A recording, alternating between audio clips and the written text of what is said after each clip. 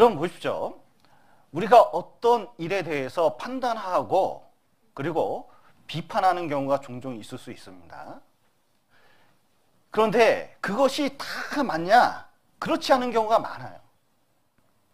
오히려 그 판단 때문에 자기가 하나님 앞에 심판받을 걸 알고 그리고 판단하고 심판하는 죄가 큰 것이라는 것을 깨달아야 돼요. 왜냐하면 곧 주님이 오시면 자기가 한 일이 얼마나 큰 잘못인지 깨닫게 되기 때문에 그렇습니다.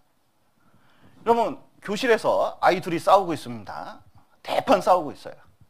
그런데 선생님이 문 열고 들어왔습니다. 싸워야 됩니까? 싸움 멈춰야 됩니까? 자, 교회 안에서 누가 말다툼을 하고 있습니다. 주님 오셨습니다. 계속 싸워야 됩니까? 그만 그쳐야 됩니까? 좀 이해가 되셔요? 왜 그쳐야 되죠? 주님이 잘잘못을 다 적절하게 다 판단하실 거기 때문에 그런 거예요. 자, 둘이 한 사람은 막 야단치고 있고 한 사람은 이렇게 얘기를 참고 잠잠히 듣고 있습니다. 그때 주님 오셨어요.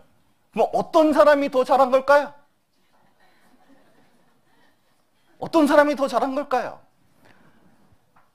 여러분, 우리가 사실은 어떤 사람을 판단하고 비판할 때 보면 우리가 하나님의 자리를 침범한다는 것을 깨달을 필요가 있습니다. 그것이 성경에서 굉장히 큰 죄고, 이 바리새인들이 세리나 그다음에 창녀보다 더 예수님의 판단을 받는 이유 중에 하나가, 자 보세요. 간음죄, 도둑질을 하는 것보다 더 큰 죄가 뭐죠? 하나님 자리에 오르는 죄가 더 큰 죄입니다. 하나님 자리에 앉는 것은 반역이잖아요. 그런데 사람이 하나님 자리에 앉아가지고 사람을 이렇다 저렇다 하려고 하거든요. 그것이 하나님 보시기에는 굉장히 큰 죄입니다. 판단이 아무것도 아닌 게 아니에요. 특별히 모든 것을 판단하려면 모든 것을 알아야 됩니다. 우리는 모든 것을 아는 게 아니에요. 옛날에 교보문고에서 국물려 사건이라고 있었습니다. 어떤 아이가 어떤 여자분이 이게 뜨거운 국물을 시켜가지고 이렇게 교보문고 식당에서 먹는데 그걸 아이 앞에 엎었어요. 그래서 머리부터 발끝까지 이게 뒤인 거예요. 애는 막 아프다고 난리가 났어요. 그런데 이 여자가 힐끗 보더니 많이 다쳤네. 아이고 저도 뒤었어요. 그러더니 갔대요.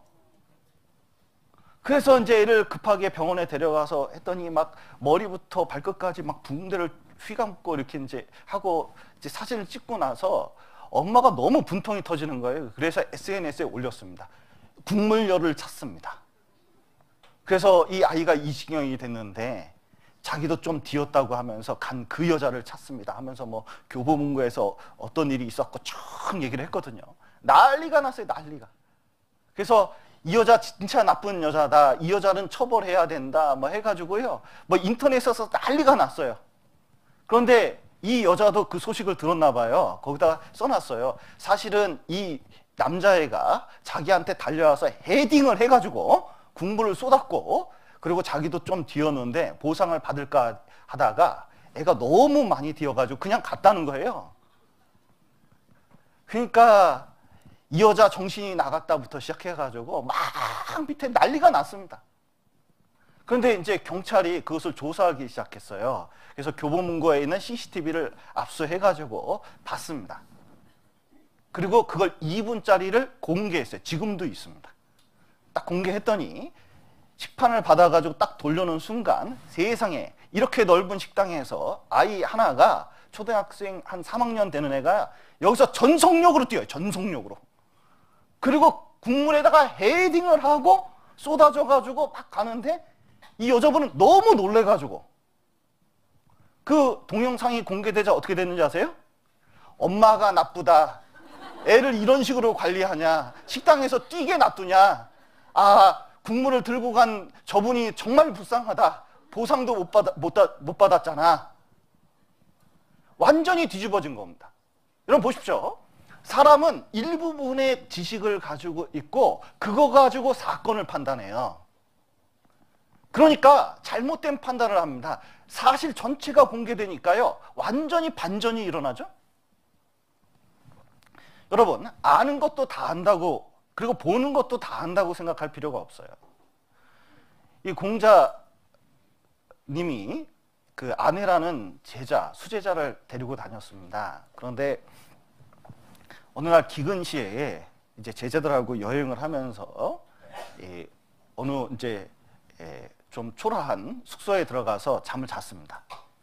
근데 제자들은 이제 먹을 거 구하러 간다고 가고 아내가 밥을 지었거든요. 그리고 공자님이 이렇게 쉬고 있는데, 눈을 감고 쉬고 있는데 뭐가 뽀시락 소리가 나가지고 딱 눈을 뜨게 됐어요. 그랬더니 아내가 뭘 하고 있냐면 밥을 짓고 있는데 뚜껑을 열고서 밥 주걱으로 위를 살살 긁더니 그걸 먹고 있네. 야, 삼강오륜도 가리키고 뭐 진짜 스승을 먼저 섬기고 뭐 그 같은 제자를 먼저 섬기고 이런 것을 맨날 가르쳤는데 믿었던 아내가 배고프다고 지 먼저 먹는 거 보니까요, 얼마나 속상한지 몰라요. 그래가지고 이제 말은 안 하고 있다가 나중에 아내를 뒤로 불렀습니다. 야, 너 아까 뭐 먹대?